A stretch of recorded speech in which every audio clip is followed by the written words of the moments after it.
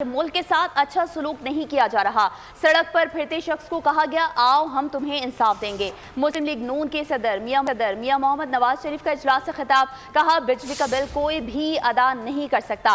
बिजली का बिल गरीब लोगों के लिए ही नहीं, हर एक के लिए मुसीबत बन चुका है। नवाज शरीफ और वजीर आला पंजाब मरियम नवाज शरीफ की जेर सदारत इजलास में chief minister solar panel financing scheme से मुतालिक उमूर का जायजा लिया गया। मुल्क के साथ अच्छा सलूक नहीं किया जा रहा। सड़क पर फिरते शख्स को कहा गया, आओ हम तुम्हें इंसाफ देंगे। मुस्लिम लीग नून के सदर मियां मोहम्मद नवाज शरीफ का इजलास से खिताब, कहा बिजली का बिल कोई भी अदा नहीं कर सकता। बिजली का बिल गरीब लोगों के लिए है ही नहीं, हर एक के लिए मुसीबत बन चुका है। नवाज शरीफ और वजीर आला मरियम नवाज की जेर सदारत इजलास में chief minister solar panel financing scheme से मुतालिक उमूर का जायजा लिया गया।